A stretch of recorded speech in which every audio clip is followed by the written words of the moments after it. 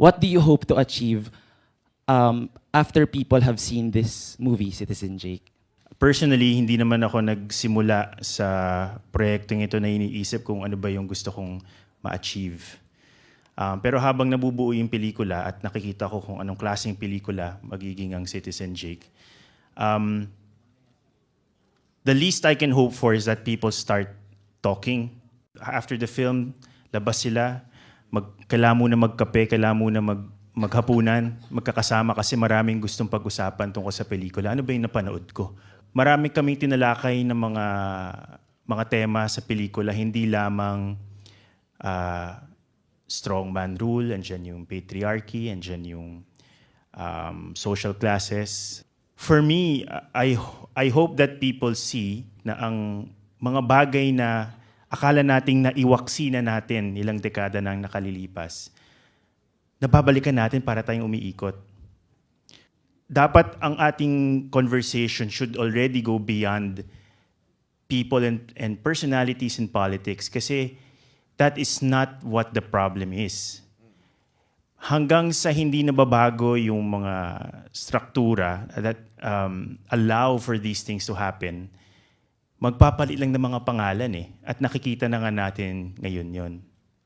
So ano ba yung mga bagay na gusto natin mabago? Andun sa pelikula, yung ating pakikitungo sa social class, yung ating patriarchy, yung ating dependence on strongman rule. I think strongman rule is a direct result of the failure of institutions. It's hard to provide answers, but we want people to ask the right questions. And I think that's, if we can do that, malaki ng bagay na na-achieve ng pelikula.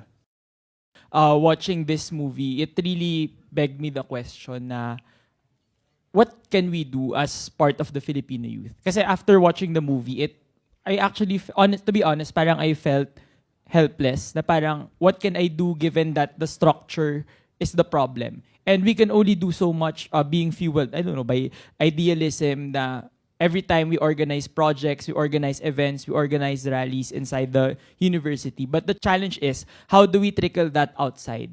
And I guess the movie begs for the question na ang laki talaga nung kailangan baguhin. Like beyond the sphere, beyond the influence, or beyond the experience that we have in the university, there's a larger reality outside about this structure. So I just wanted to ask from you, what do you think can we concretely do na beyond us as students right now?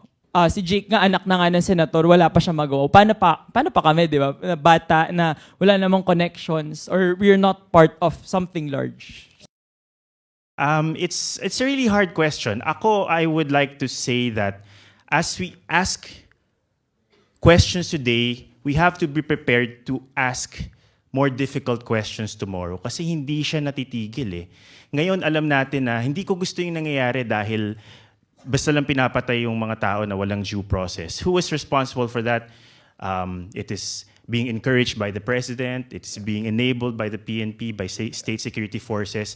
So what do? Do we get rid of them? But haven't we done that before? Didn't we do that in 1986? And then we're still here. So is this a question of a popular uprising? We have to ask a question beyond that. Parang what did we not do in 1986 that we should be doing now? Have we learned our lesson? Akala natin, ako sa school, akala ko parang the Marcoses were the personification of evil. Kasi kinukwento yung torture na nangyari, pinagdidiwang natin yung EDSA uprising, merong bantayog ng mga bayani, pinangalanan yung airport kay Ninoy Aquino. Akala ko, well, parang ito sa dark part of our history. Bakit ngayon? Debate na naman siya. Bakit nag-uusapan pa natin to? So obviously there's something missing. Parang we are stuck with topical solutions to a problem that's obviously much deeper than that. At yung mga sagot sa tanong na yun, hindi natin malalaman yan just by watching a film, just by debating tonight. It's something that you have to really study, both in theory and in practice. Habang pinag-aralan mo siya in theory, nalalaman mo ano ba yung mga points of view. Naglalaban-laban din ng points of view, hindi lang iisa yan. May mga pare-pareho tayong galit sa nangyayari ngayon, pero iba-iba rin ang pananaw kung paano papalitan yung problema o paano sosolusyonan yung problema. But part of knowing what to do is actually just doing it eh. Tas dun mo matututunan yung ibang mga bagay. So I guess that is what I can share based on my experience. Okay. Well, it's quite obvious from watching the film that you already know through what the film portrayed what is wrong and what is right. Alam nyo na eh. Dito pa lang, alam nyo na mali ang ginagawa ng senador, alam mo yung mali na... Alam nyo na eh. The next step is, what can we do about it? And I mentioned a while ago, if go to your core competence, find out what you're good at, and find out how you can use that to fight, to resist. You know what's wrong. Alam nyo na... Come on, alam nyo na mali ang nangyayari eh. Stop making excuses.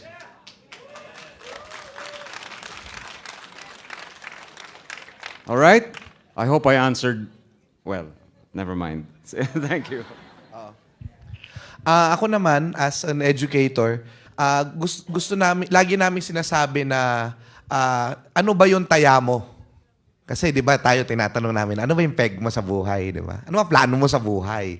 Yan, ano ba yung taya mo? No, I think kailangan balikan natin yon kasi sa palagay ko, masyado tayong overwhelmed dun sa laki ng problema na sa totoo lang, parang ano yan eh, parang yung ginagawa ko libro ngayon. Na parang ang haba-haba, ang laki-laki, pero siguro kailangan lang simulan. Kailangan lang magsulat ako ulit, no? Little by little. So siguro, doon sa taya, parang sinabi rin ni Sir Tero yun, pero gusto kong i-reiterate lang, ano ba yung kaya nating gawin? No? Simulan natin doon. No? Kung guro ka, ituro mo sa mga estudyante mo yung katotohanan. Marami ho ngayon ng mga artists na gumagawa ng mga plays, ng mga kung ano-anong mga artistic na mga manifestations ng protesta laban sa pagbabalik ng strongman rule. No? Bakit hindi natin suportahan? Panoorin po natin, papuntahin natin yung mga estudyante natin. No? Kasi kailangan kolektibong aksyon. No? Kapag may malaking rally na darating, ipakita natin by our numbers. Alam niyo sa totoo lang, tayo lang naman ang nakakapag-produce ng numero eh. Pagdating sa rallies eh. Kasi sa totoo lang, wala na talaga. Mahirap gumawa ng paraan tungkol sa mga bagay na ito. Dahil napakalakas, padera ang binabangga natin, isang popular na tao, at isang popular na makinarya, at isang popular na following. Isa sa mga importanteng naging pananaw ng pelikula is yung paggamit ng privilege to use a sense of cycle of violence. So, sa tingin niyo ba, naging priority ba dapat yun ng pelikula? Or parang importante din na nagkaroon siya ng iba pang point of view na galing sa ibang social structure, galing sa pananaw ng ibang tao na hindi naman as privileged as Jake. Kasi one of the things that struck me was sobrang reeking of privilege. Do you think the movie would have been more effective kung na-balance niya yung pagpapakita ng structural imbalance? Actually, magandang tanong yun about privilege. Ako, masasabi ko lang, from my point of view, well, that's the answer. The film tells the story of the ills of society through a very specific point of view. Of course, we can't, as much as we would like to present all points of view, point of view ng masa, sabihin na nating masa, no? O yung mga manggagawa, mga magsasaka, no? Na walang pribilehyo na pinag-uusapan. Pero minsan, yung point of view ng isang burgis ay hindi rin natin madalas nakikita sa pelikula dahil hindi ko alam, tingin ko mas mahirap siya i-portray dahil na-expose tayong lahat eh. Karamihan tayo dito, mga burgis, di ba?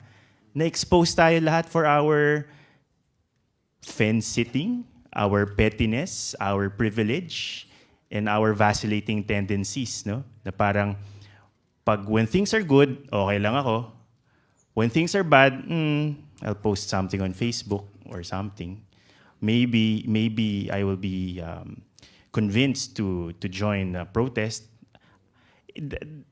parang bilang bahagi ng kaburgisan, ano? Parang alam ko yun kung gaano kahirap yung struggle na yun kasi you're always in the middle. Parang naipit ka sa dalawang nag-uumpugang bato. Saan ba ako pupunta? Doon sa panig na doon sa status quo? Kasi nakikinabang din naman ako sa status quo Meron akong trabaho, nagpasa ng train law, okay lang, konting dagdag sa Pero hindi natin alam na habang umiigting yung contradictions, pwede tayong mahulog sa grupo naman ng walang pribilehiyo. At nangyayari yon actively. Ako po si Winona, isa pong mag-aaral ng broadcastcom. Strong-willed pa rin naman po ako, pero madalas napapatanong po ako, ito bang broadcast journalism, is it still worth pursuing? Kayo po, Sir Atom, how do you find your truth and how do you stay loyal to your principles despite being in media where the history and truth are constantly being challenged? The answer is yes. That is the short answer. We need more people, idealistic young people, talented, willing to make a difference, to be in the field of broadcast journalism, in any field for that matter, in government, in places where we can make a difference. So yes, please. Hindi ko alam bakit ka nawawalan ng pag-asa. Maybe because, I really don't know. Social media siguro. Social media, perhaps, or maybe seeing also the dark side of media, di ba? Hindi rin naman, we're not exactly, kumbaga, spotless, di ba? Mga nasa media. But again, siguro ang message ko lang is, it's not a matter of deciding once na parang I will be a good media practitioner, I will be a good journalist. Like anything else, you have to decide on that every day. And sometimes that it's difficult. Sometimes nagkakamali ka rin. Sometimes you make wrong decisions. But as long as you remember why you're doing this, then I think you will be fine. The worst thing that you can do is become jaded and to feel like, and to feel powerless and just go through the motions. When that happens, then we've lost hope. So that's it. The fact that Citizen Jake, being a citizen journalist, was confronted by, I think it was one of the earlier scenes, he was confronted by a group of students who were browsing tabloid media. How do we combat this sort of tabloid media, this sort of fake news, which have manipulated histories and facts? At the same time, being a citizen journalist yourself. In his own way, he's kind of proud and very ma-pride si Jake. I'm sure he was pretty annoyed by that, especially since Jake was forced to, in his mind, I think he also feels like it is a demotion to be suddenly limited by or not shielded by like a big organization behind you. And I think that's an interesting phenomenon nowadays. Parang as we get all of this content on the internet, everybody can be a journalist because journalism isn't something like di mo naman kailangan mag-exam, di naman parang doktor yan o lawyer.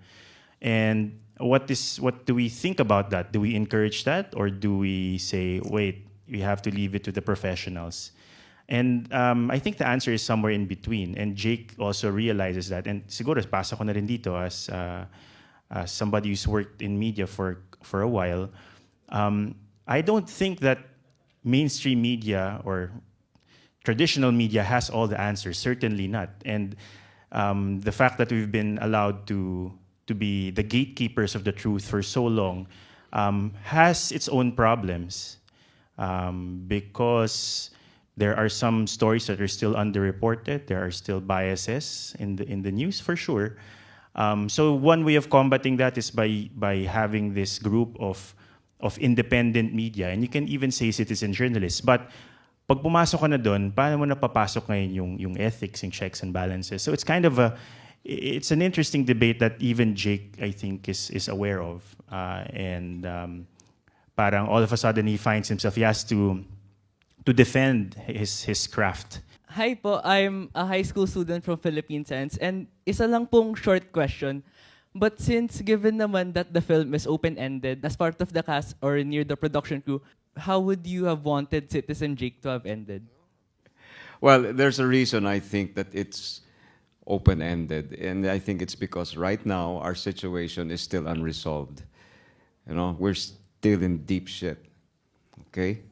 Now, how would I want it to end? First, you would start off with that bust of McCoy, di ba? That big thing, which turned into my face.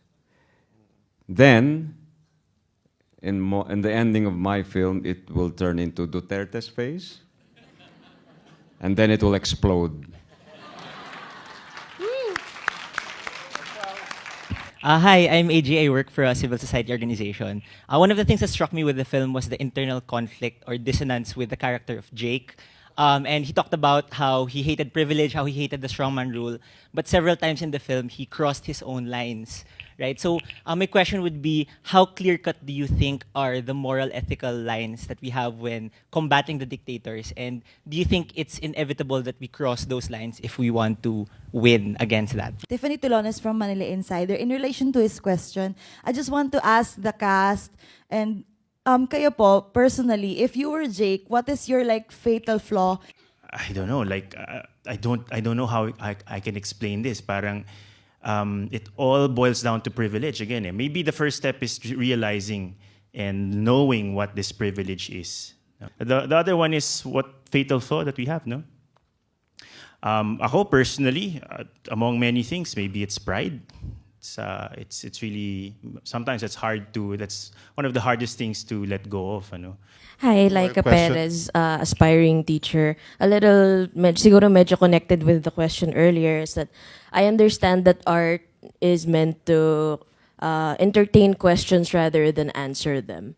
However, children will not accept answers such as it's a nuanced issue. And this is unfortunate kasi they have the biggest stake in this. So my question is, how and when should they be presented to the youth? I've been writing about martial law. Yung mga torture, yan, kinakwento ko yun sa mga bata sa mga school tours. Kasi kailangan alam nila, shock effect nga Yung mga bata nga, hindi na nasa shock ngayon Diba? Sa dami ng fake news at kung ano-ano So, kailangan yung katotohanan lang. Pero alam nyo, nung nilibing si Marcos sa libingan ng mga bayani, iyak ako nang iyak nun Papunta sa People Power Monument kasi nung naririnig ko sa radyo, nililibing si Marcos, may 21 gun salute, may plug na binibigay kay Imelda, salamat sa kabayanihan ng asawa mo. Sabi ko, I failed as a teacher. No? At yung mga bayani ng martial law, hindi na ilibing ang marami sa kanila ng may honors. Yung iba nga, hindi pa nakita So sabi ko, napakasamang araw nito. Pero alam nyo, parang akong tanga. Pagbaba ko dun sa People Power Monument, nakita ko, puro bata. Libu-libong bata. Tapos sabi ko, hindi pala tayo nabigo. Hindi tayo nabigo. So tuloy-tuloy lang natin yung kwento hanggang lahat ng mga kabataan na ito marinig nila. Dahil alam mo, nakakatuwa pa dyan, dala-dala nila yung picture ng mga bayaning akala ko nakalimutan. Sina Liliosa Hilaw, sina Edgar Hobson, dala-dala ng mga bata. Nung nilibing nila yung diktador sa libingan ng mga bayani, mas lalong natuto. Mas lalong dumami yung artistic production tungkol sa martial law. Ako po si Ella Perez, isang guro mula sa mababang paaralan ng Ateneo, kung saan galing din si Sir Atom. At ang tanong ko po, kasi di ba napakahirap, for sure alam ni Professor Chua, mahirap maging guro sa panahon ngayon. Lalo na nung nangyari nakipag-selfie yung mga Atenista kay Imelda, ang nasisi kaming mga guro sa basic ed, hindi raw natuturo yung martial law. Pero medyo limitado rin kasi yung kayang ituro, lalo na sa basic ed. Tapos kung ako po yung tatanungin, gustong-gusto kong ipakita to sa mga estudyante ko. Kaso po, yung may mga mura, tapos gustong-gusto ko ituro yung martial law, pero masyadong gory, baka matanggal ako pag kinuwento ko yung buong detalye. 13 naman siya, for 13 years old for and above. 13. So, yung mga estudyante po na may 11, 12. So, ayun, sana po mapakita rin po namin to sa basic ed. I have an 11-year-old son, and he knows about martial law. He has seen documentaries, he has seen pictures, he has seen books, and he knows it's wrong. Okay, who do you have to answer to teach your kids this, that it is wrong? What are you afraid of? That they might react in the wrong way? That magka-nightmare sila? Dapat lang magka-nightmare sila. It's a fucking dictatorship and it's wrong. It's an 11-year-old boy and he knows about this. Alam nyo, pag hindi nyo ginising yung mga batang yan, tuloy-tuloy lang ito eh. Hindi ba? Can you imagine if this kind of administration, this kind of mentality goes on and on, administration after administration? Imagine your children living in that kind of society. What will happen to them? You've got to be braver, okay? That's all I'm asking. You have to be more brave to your students. Huwag kayong matakot na magalit yung magulang. Bakit nyo tinuturo ito? Putangin na importante. Hindi ba? That's why, that's why this film is so important. Because we forget. This will wake you up. And this will remind you of the you say the goriness. Sige, the goriness of martial law. It's got to be taught. Ano na yan eh? Age of enlightenment na yan eh. Yung mga batang yan eh. Alam na nila eh. Pag tinago mo sa kanila yan and they learn it from somebody else who doesn't know what they're talking about, that's even going to be a worse scenario. Hindi ba po? Salamat. One of the wonderful things that the Citizen Jake has allowed us to do is to ask the hard questions. No? So I suppose we need to continue asking these hard questions in our own personal, social lives and also in our social networks of choice. No? So for in the meantime, or simultaneously with asking those questions, we also encourage you to ask those questions sa social media. Alam niyo naman, ito lang ang bansa na one day, last day na klase ng screenings. So if they do not make money during the first day of screening, then it gets pulled out. So please do post and alam niyo rin naman, si Mike de Leon is also on social media. Kahit hindi siya a person na nagre-respond, he gets to be able to intervene also into this discussion. So with that, we'd like to thank everyone, all of you, for taking time out and especially to listen and to ask your thought-provoking questions in this open forum. And to Teroy, Xiao, and Atom, maraming salamat at sana ay magkita-kita pa tayo sa iba pang screenings ng Citizen Jake.